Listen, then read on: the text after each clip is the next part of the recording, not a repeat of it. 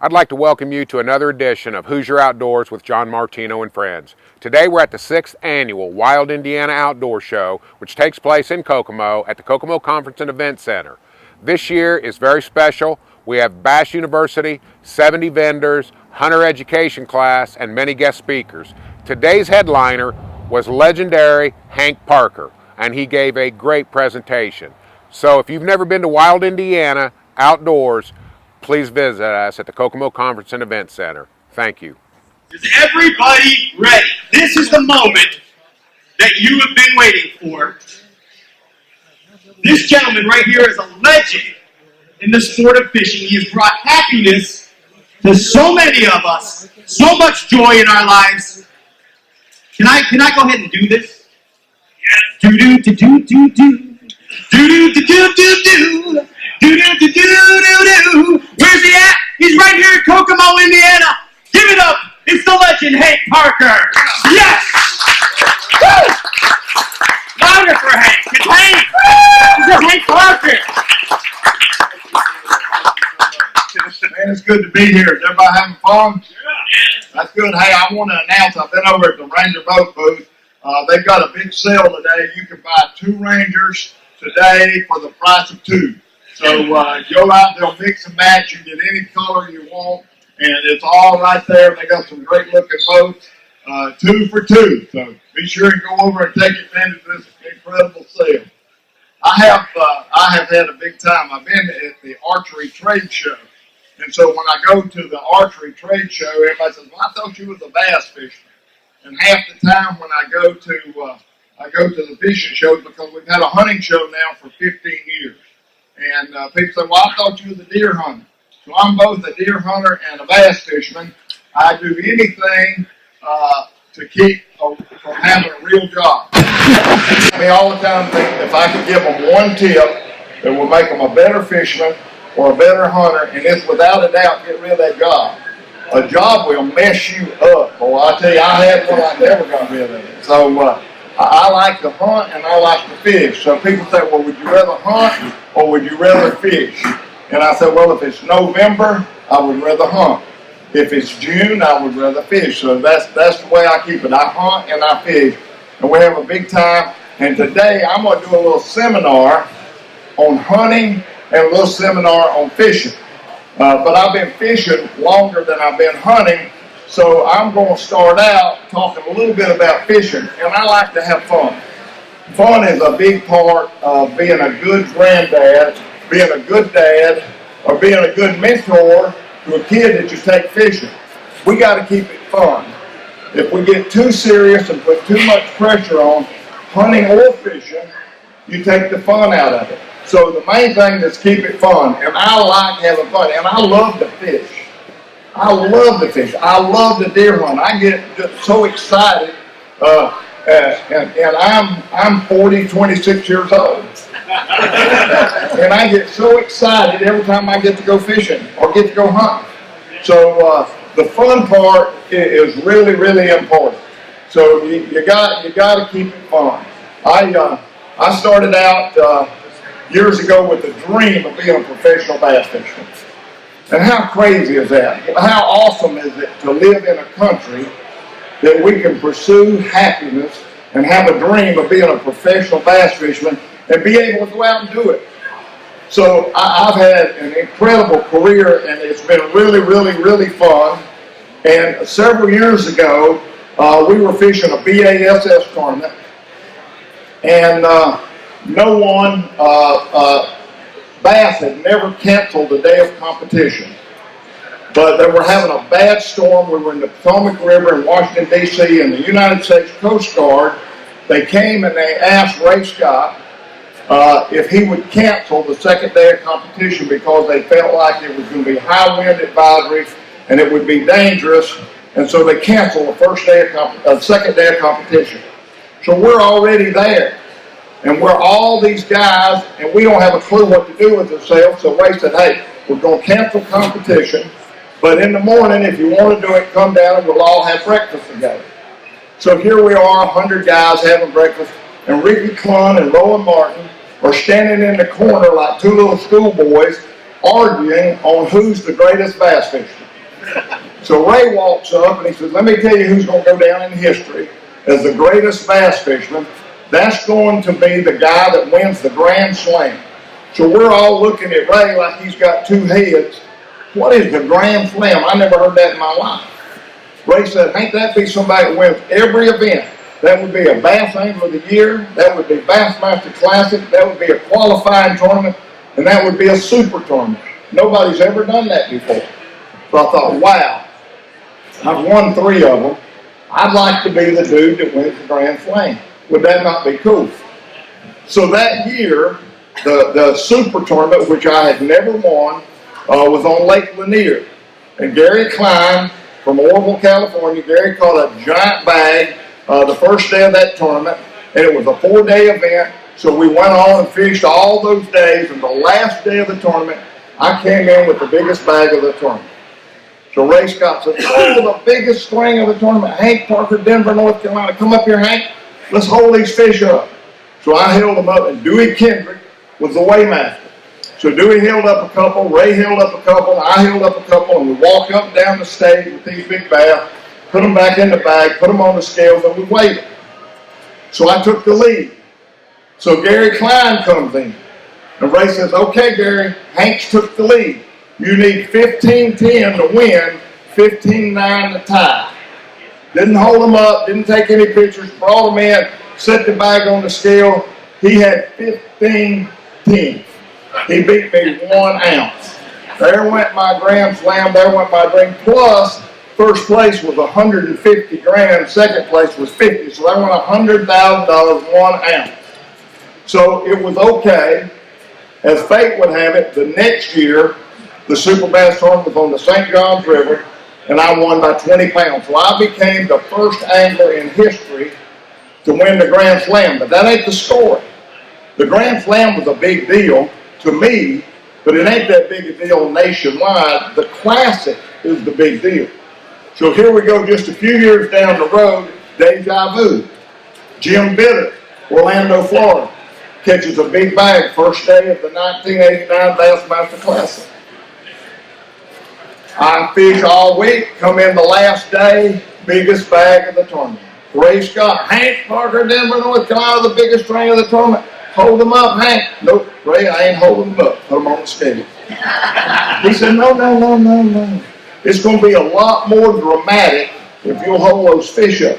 I said, Ray, it's plenty of drama for me, feels like it is. Put them on the scale. He didn't want to do it, but he finally put them on the scale. I won by 2 ounces. If I'd have held them fish up, let all them water drops come off them fish, I wouldn't have won the Classic. So lessons you learn the hard way, you don't forget. Isn't that pretty awesome? I learned the hard way. And I'll tell you, in that tournament, Jim Bitter had a fish that he would have won the tournament with, but when he put it on his measuring stick, it slipped out of his hands and fell back in the James River. People say, man, that was awesome. You caught that big string of fish the last day. But the smartest thing I did, that morning about 4:30, I got up in the boatyard. I put graphite oil on Jim Bitter's measuring stick. It worked out. You got to be all the spare and love and war in tournament fishing. But I've had so much fun. I grew up in a little town in Maiden, North Carolina. Bill Earnhardt grew up right across the hill in Kannapolis, North Carolina, and he and I became really, really good friends. And we had a deer lease together.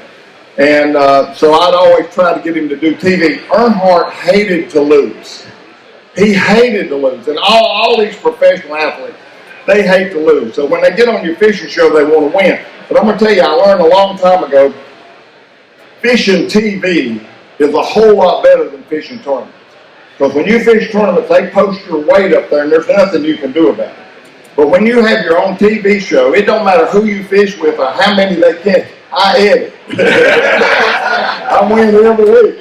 So Earnhardt knew he couldn't win, but one day his little girl's name was Taylor, and my little girl named Lucy. I have 5 children, all girls but 4. And Lucy and Taylor and Dale and I, we decided to do a show together. So if you know anything at all about today's NASCAR driver versus Dale Earnhardt, Dale Earnhardt was the intimidator. Dale Earnhardt was a different guy. And if you were like Jimmy Johnson, for example, if Jimmy was in a race and he blew an engine and he came into the pit and they stuck that microphone in his face and started asking him questions, very quickly he would gain his composure and he would be real articulate on what was happening. And they would ask him, like, Jimmy, what happened? You blew an engine, you're out of the race. What happened? And he would say something like, well, the number Lowe's 48 Chevrolet was running great. Chad and the guys had a car prepared. We were just biding our time working away the front. We had a freak thing happen. We had a valve spring break. And with that valve spring broken, we just kept pushing. We finally broke the crank and it took us out of the race. You ask Dale Earnhardt the exact same question and he'll look at you with them little beady eyes and say, it blowed up. End of story. So Taylor and Dale and Lucy and I are out fishing. Taylor's got a little Mickey Mouse rod and reel. And Taylor hangs a catfish that is a little bit more than Mickey could bear.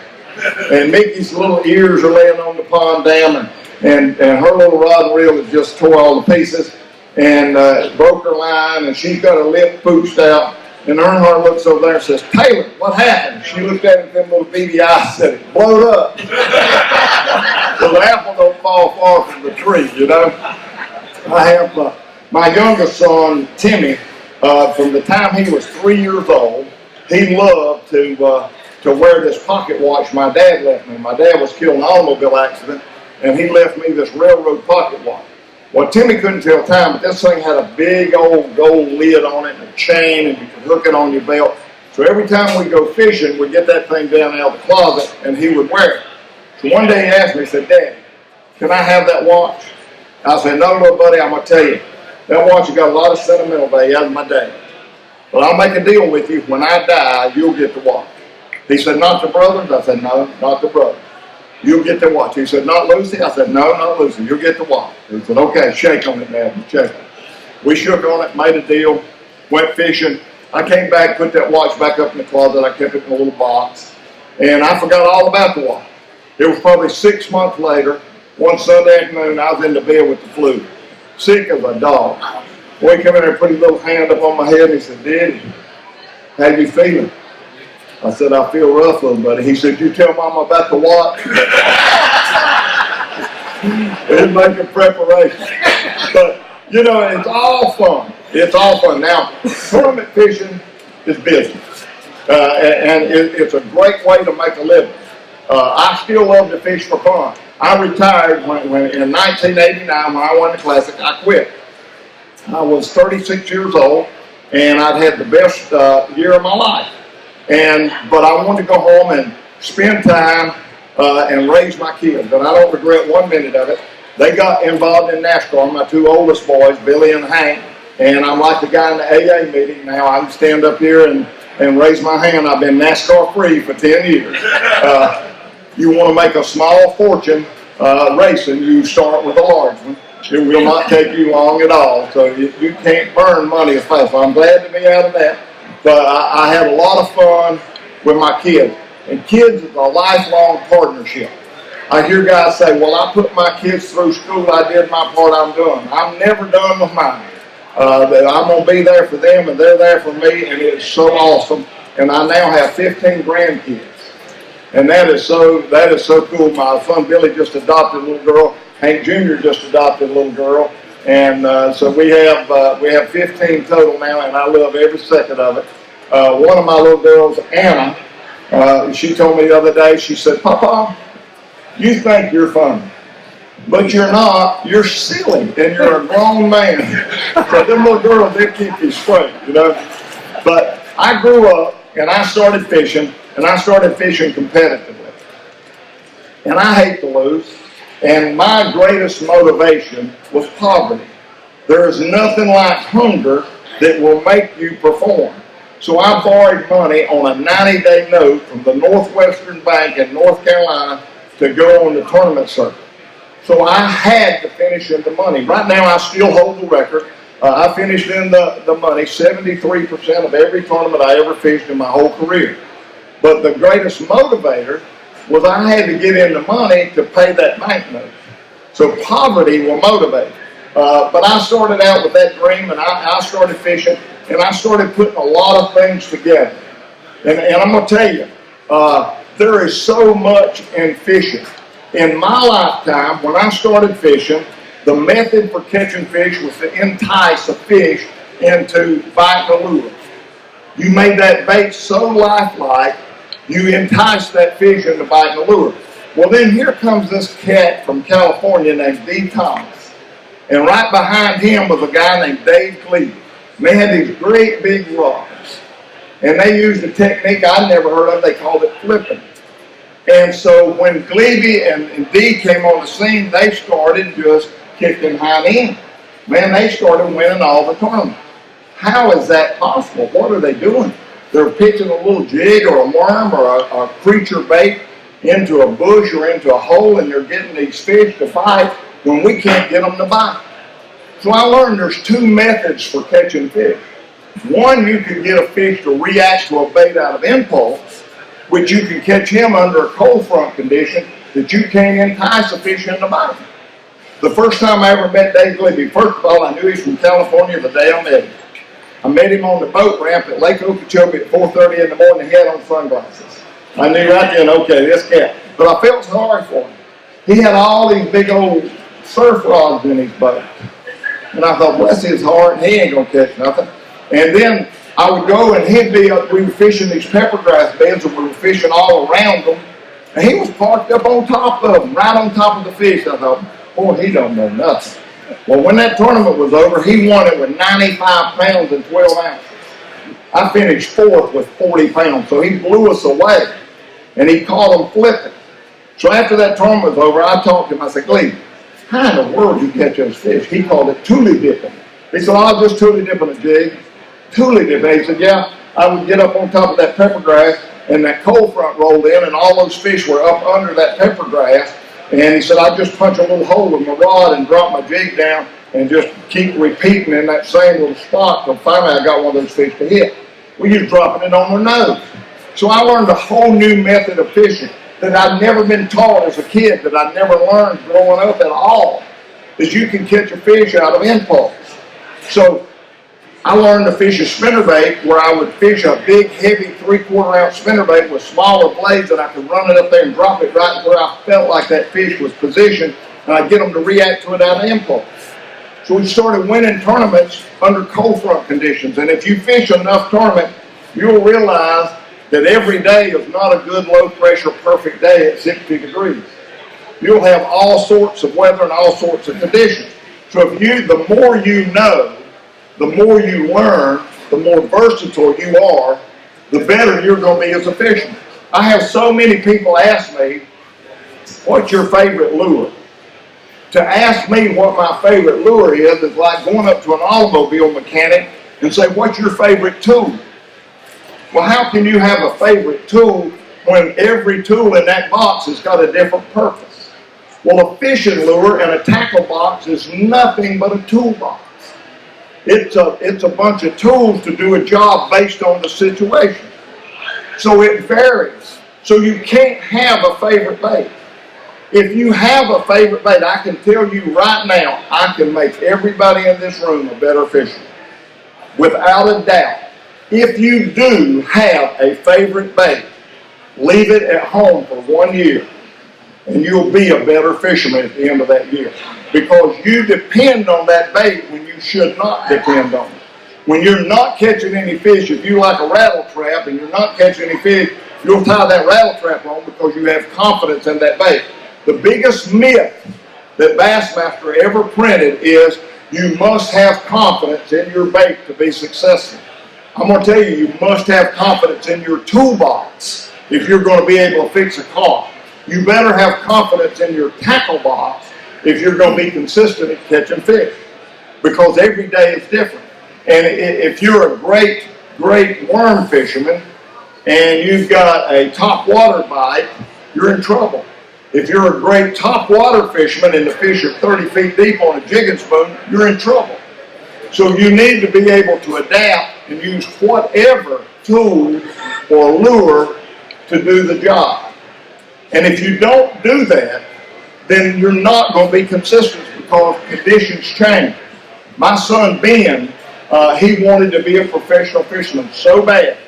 He borrowed, I don't know how much money he spent, I don't want to know. But he fished on the FLW circuit for 3 years. He's a heck of a fisherman. And if he goes fishing with me, he'll beat me 90% of the time. But he won't find them, and he won't figure them out. If he does, he stays with the same thing. He don't change. People say, you know, conditions change, and fish change from day to day. Let me tell you something. Conditions change, and fish change from hour to hour. So that toolbox is really important. When you need a 5/16 or a 3/4 inch rink, you better have a boat. It's really important when you're fishing that you know how to fish that jigging spoon as well as that drop shot, as well as that top water bait, as well as that liftless crankbait. You better know how to fish it all, and you better know when to use it. So you read water and you adapt to the conditions. And if you don't do that, you're not going to be consistent. So when you go fishing, you need to always ask yourself, what lure do I have in my tackle box that would most thoroughly fish this particular situation? And you choose a lure to do a job just like a mechanic would a tool to fit a bolt head. So fishing can be fun, it can be simple, but it can be complicated. Sometimes patterns are extremely complicated. The first big money tournament I ever fished in my life, the first big money tournament, man, I was so excited. Nobody had ever paid $100,000. And I don't know what year this was, 77, 78, 79, but there was a company called Project Sports, and they had a $100,000 first place bass tournament, Table Rock, Missouri. And I was living in North Carolina. I'm going to Table Rock, brother, and I'm going to win me $100,000. So I go to Table Rock, and there is no one up the river except one other boat. I went way up the river, and I'm only seeing one other boat. And we're playing musical cove. I'd come in a cove, and he'd be going out. I'd be going out of the cove, and he'd be coming in. So we just played musical chairs all during the tournament. I finished about 14th in that tournament. The other boat, he won the tournament. His name was Larry Nixon.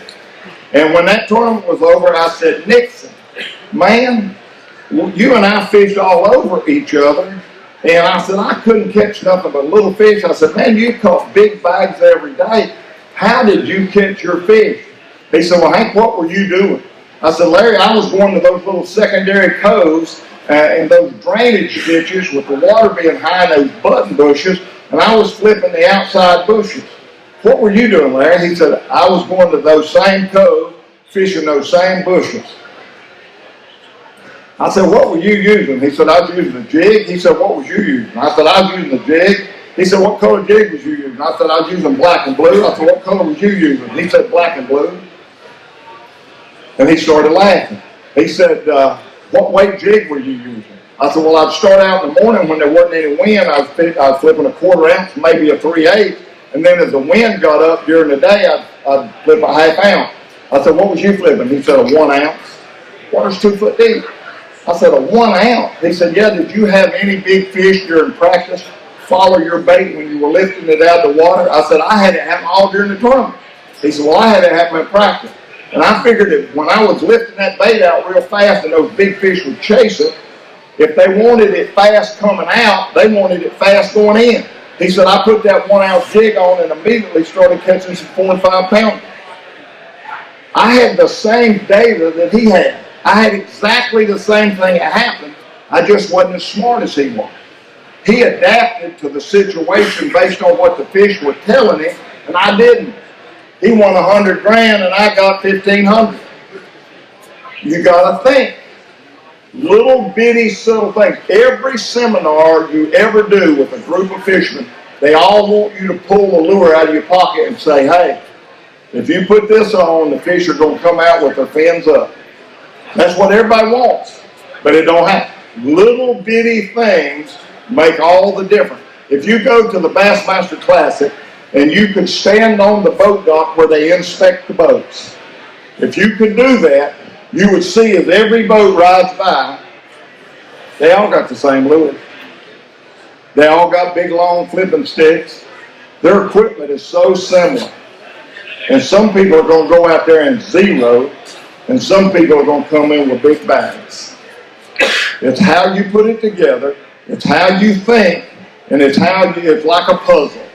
You get the corner started and you fill it in. And that's the way fishing is.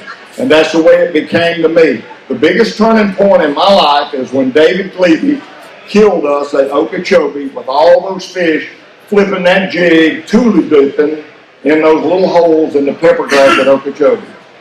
A light came on in my head and said, I'm missing everything. It is about not only finesse fishing, but it's about getting fish to react to baits out of impulse.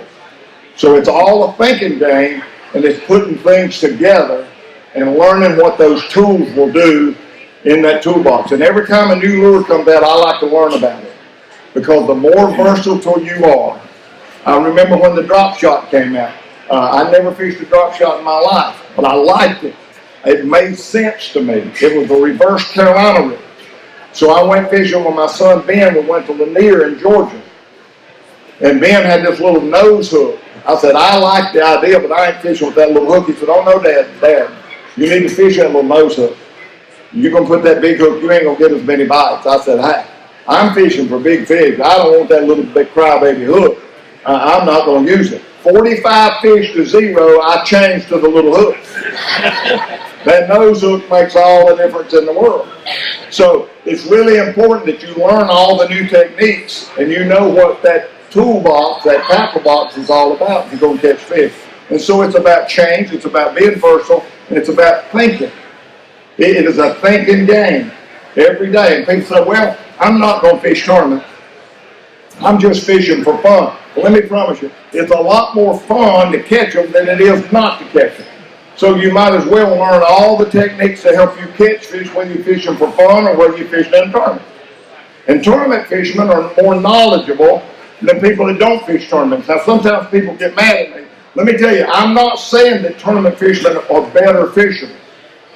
Tournament fishermen are more knowledgeable because they're subjected to all the information that they do and what didn't work and what the winner did that did work. Like Nixon, for example.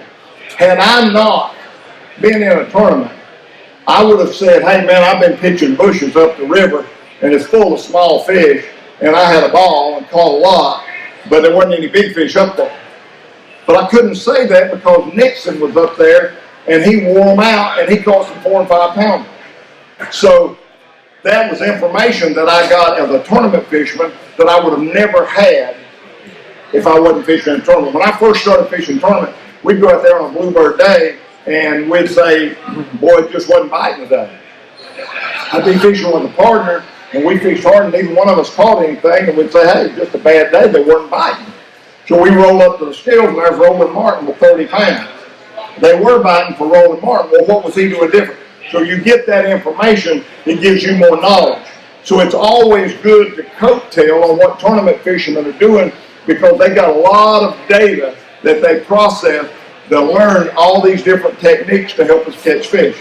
So it's a learning game, it's a fun game. We try to show that on television. We try to talk about what will make you a better fisherman, the latest techniques, the methods that we found over the years that are tried and true for catching fish.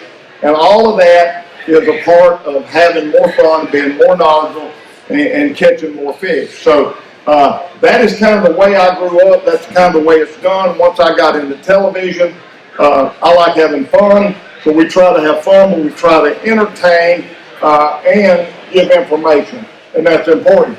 Well, then we get over in the hunting side. So people that hunt, let me tell you, hunters are way more difficult than fishermen. And there's a reason for that.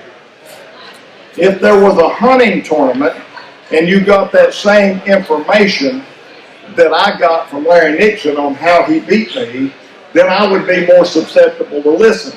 But most hunters never ever get in a competition and you always feel like you're the best.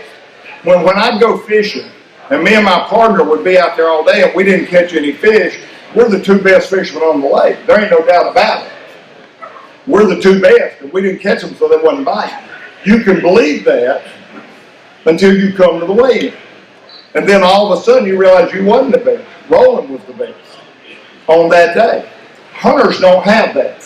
Hunters go out and they feel like they're the best hunter out there, and they didn't kill anything, they didn't see anything, therefore it was just a bad day, or it was just the luck of the draw, or it was just that area for that moment, that there was nothing they could have done about that.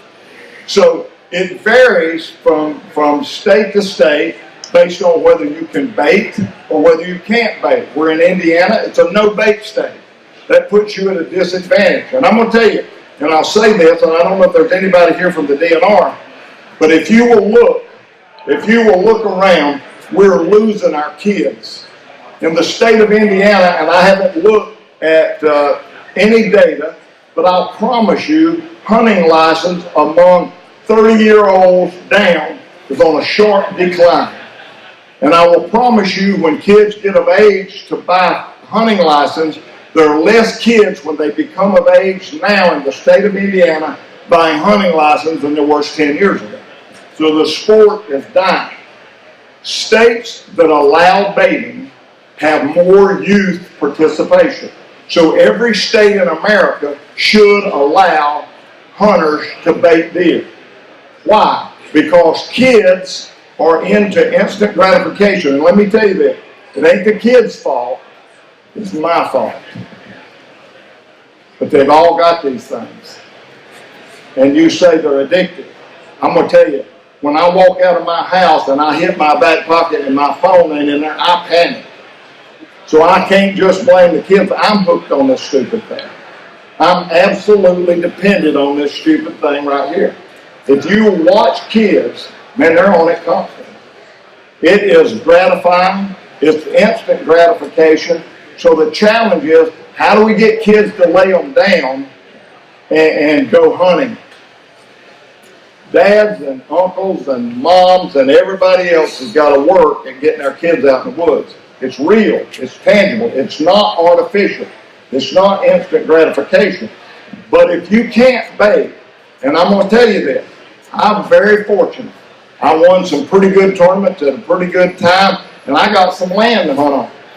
Well, let's say you work 40 hours a week, and you work for that paycheck, and you don't have enough money to go buy a big deer lease, or you don't have land. You got 8 acres you can hunt over here, it belongs to your cousin or your granddad. You got a little tract of land. If you're allowed to bait, you and your son or you and your grandson's got a really good chance of killing a deer on that 8 acres. If you're not allowed to bait, then you probably don't have a very good chance. And that kid is not going to go like I did. I went 17 trips before I ever saw my first deer. Kids are not going to do that today. It's not their fault, it's our fault. We've made it too easy on them. We've got them hooked on these cell phones. We want our kids to have it better than we've had it. And we've not done a good job, I'm going to be honest with you. We've not disciplined our children. We've not taught them work ethics. And I'm looking in the mirror, I'm talking to me.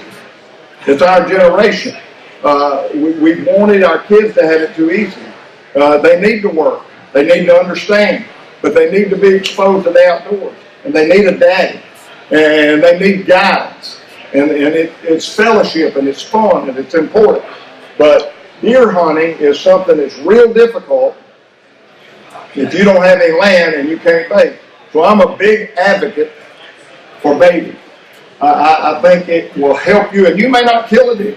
There's a lot of art to baiting, and to kill a big deer over bait, you got to be pretty knowledgeable on how to use it, because it can be way worse for you than good for you. But as far as growing numbers of deer that kids can see and interact with, I work with the Outdoor Dream Foundation. We take kids with life-threatening illnesses on dream hunts, and we almost don't ever go any place that you can't bait anymore.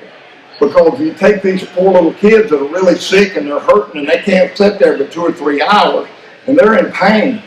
You got to have something that will happen. If you can't bait, you can't predict what these deer are going to do. So it's really important. Some people feel like, well, I think baiting is wrong. I think it takes more talent to not bait. Well, I'm going to tell you, I'm a fisherman.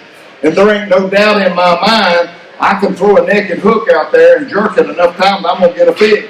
But I do a whole lot better when I hook a little plastic worm on it. So I like baiting. If I'm going to fish, I'm going to have a bait in the water. I'm not going to throw a naked hook. If I'm going deer hunting, I'd like to be able to bait. I want to see the deer. I want to be able to track the deer. But I'm going to tell you the difference between a deer hunter and a bass fisherman. A bass fisherman, if he can have 14 electronics on that boat and have side imaging and down imaging and GPS and map, he's going to have everything he has. A deer hunter's been doing it this way for 30 years, so he's not utilizing all the new opportunities. Let me give you a quick example. I'm going to shoot a television show. I'm going to go to the state of Kentucky. And I use Kentucky, and I could use Indiana for an illustration. But Kentucky, where I hunt, there's less agriculture and more big oak woods. And there is 1 billion acorns falling on the ground. What is going to make a deer come to my acorn tree when he's got 1 billion to choose from? Now you go out and you scout, you find a deer trail, you find a bedding area, you find some big tracks, you know there's a buck here, you find some rubs, you find some scrapes, and you try to do the best you can, but you're still, when it comes to feeding deer, he's got 1 million options. So if you go out there and hunt and try to shoot a television show, and you climb up a tree and scout, do the best you can, you're hunting one place. But if you'll go out to, boy, I like this place, but I like this place better. Well, okay, this place I like, I'm going to put up a trail camera. I'm going to put a trail camera here. All right, I'm going to go over here, I like this one, I'm going to put a trail camera up. When I'm through, I got 10 trail cameras. So I'm hunting 11 places at one time. I'm hunting where I'm sitting, plus all 10 of my trail cameras. And when I get down at noon, I'm going to go check my trail camera. And inevitably, out of 15 years of doing television, we'll end up killing that deer off of one of the pictures of the trail camera that's going to tell us where that deer's at. Now, I get covert trail cameras for free. I like that. That is one benefit of being a professional outdoorsman. I get bow and arrows for free. I get rod and reels for free. I get rubber worms for free. I get trail cameras. So I'm liberal with trail cameras. But I put up 2 trail cameras. So I put out 20. I put up 2 on every spot. You say, why do you do that? Well, I put one up where I got a still shot and I can really look at that rack. I put the other one up facing the other direction and I put it on video. And that way, when I get that deer on camera, I know where he came and where he went. I know which direction. I know which wind and how to set my tree stand up. So now I have got something hunting for me that's going to give me information that's going to make me a 10 times, not 1, 10 times increasing my odds, make me a 10 times better hunter. Fishermen would do that in a heartbeat. Deer hunters, that's too much trouble. I don't need to do that. I've been hunting for 50 years. Well, how many deer do you have on the wall? What's your goal? What you want to achieve? But if you want to be a better hunter, the more information you collect, the more data you have, the more information, the higher the odds are that you're going to be successful. Now, I'm going to tell you something. I had the greatest year of my entire life. I've been hunting for 45 years. I killed 3 bucks this year that have a Boone and Crockett score of 618 inches. I never done anything like that in my life, and I'm going to be honest with you. It was luck. It was absolute luck. I have worked so hard, just like I'm telling you, putting out there trigger. I didn't do none of that. I was hunting a deer, and I saw that monster. I saw a 244-inch deer out of the blue. And I just set up, put out some Khmer deer. I was in Texas. It was legal. Put out some Khmer deer, drew some does in. He came out 300 yards away, saw the does, came down there, and I stuck him with a Swacker broadhead. I got killed a 244-inch deer. By far the biggest deer I've ever killed, but it was luck. I just happened to be at the right place at the right time. But you can't count on that. You can't count on that. 90% of the deer that I have on the wall, I worked pretty hard and made it happen by running all those trail cameras, baiting an area, and figuring out how to kill that deer. So fishing and hunting are not a lot different. But the mentality of the hunter versus the fisherman is a lot different. The mentality of the hunters, I learned this from my dad, and I've done it this way for 20 years, so I ain't going to change. It doesn't matter that there's something new. You can wait on this fisherman over here. He's waiting to get Bassmaster McElroy's thing to read what's new, where he can implement that to his arsenal to make him a better fisherman. So it's 2 different mindsets. And I just challenge hunters to think like a fisherman. think about all the opportunities that you have with all the new technology to be a better hunter. People say, well, I don't need a new bow every year. Hey, there's been so much change in compound bows in the last 10 years, it's ridiculous. I try to be the best I can be. The one thing that set me apart from a lot of the other fishermen, and I'm going to tell you right off the bat, I do not have anywhere near the ability of Kevin Van Dam. I fished with him 15 times. He amazes me. His physical speed is incredible, but he processes mentally just as fast as he fishes. He's smart. He is really, really smart. I'm like Forrest Gump. I'm just not a smart man. But he is so incredible. Larry Nixon is amazing. He is so amazing on how he reads water. These guys have so much ability, it's unbelievable. I'm not in their league, but I can compete with them if I work hard enough. And that was the difference. To me, 99 is not a good number if 100 is achievable. Don't leave nothing laying on the table. I'm a big Clemson football fan. Clemson is going to play LSU tomorrow night for the national championship. Last year, before the Alabama game, the Clemson coach, Dabo Swinney, he got his players one by one, and he walked up to his players and he said, let me tell you something. You cannot control what's going to happen tonight. You cannot control the flow of this game. You cannot control the officials. You cannot control the opponent. You can't even control your teammate. The only thing you have control of is your effort. And I want you to look me in my face, and I want you to guarantee me that you're going to give me 100% of everything you got on every play. Are you all in? All in. And if you watch that football game, they played an Alabama team that was superior, and they beat them like a drum. And every player gave everything. That was me. Everything I got. If you beat me in a bass tournament, you beat me at the very best I had to offer. I never quit. I never gave up. I can't tell you how many times I was in 40th place. And they're going to play 40th place money. We'd be on Lake Ontario. To cross Lake Ontario, you literally risk your life sometimes.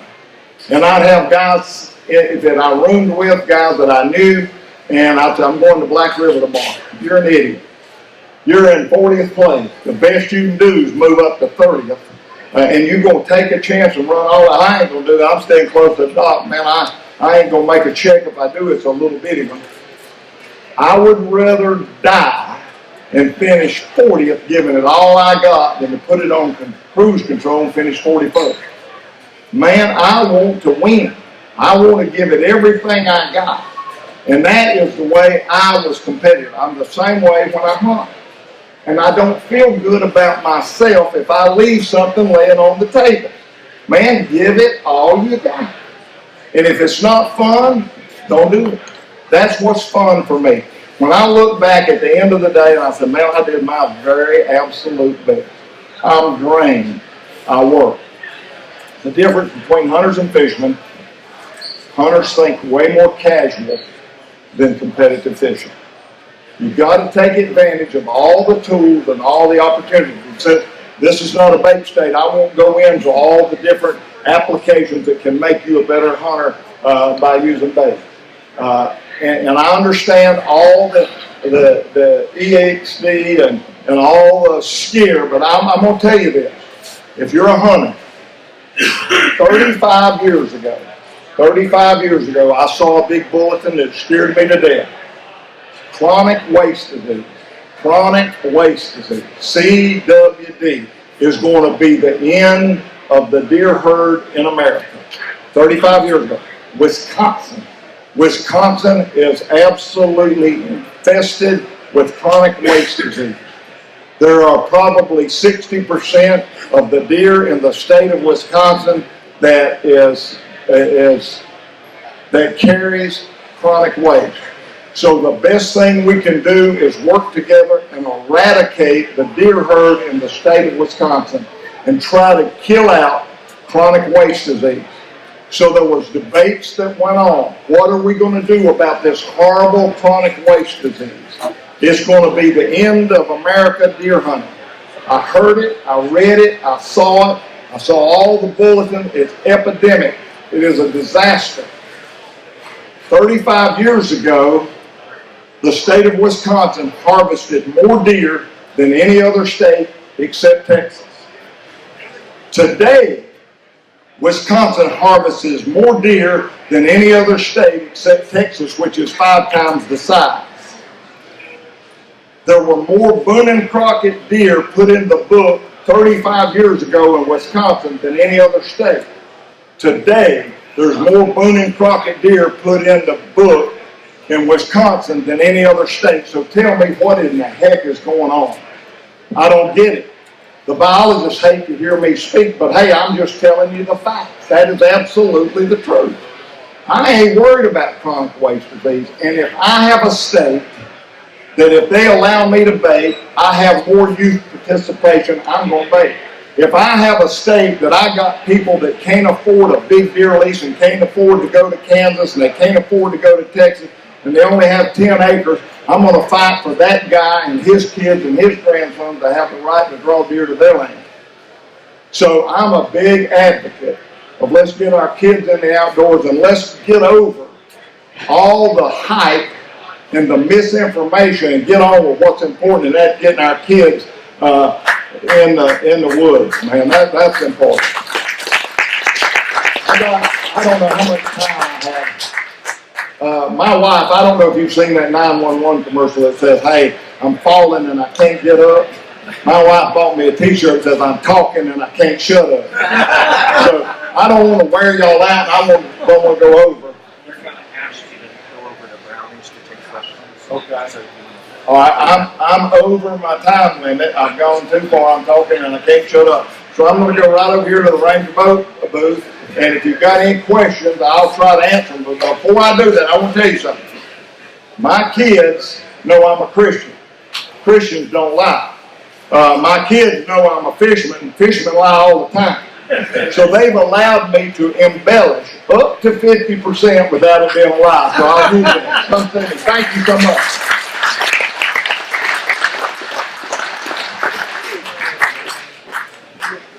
Yeah, let's go over here for about a minute of my time. No. Great show. Good job, Hank. Thank you. I made it run down. I tried to turn around. I was just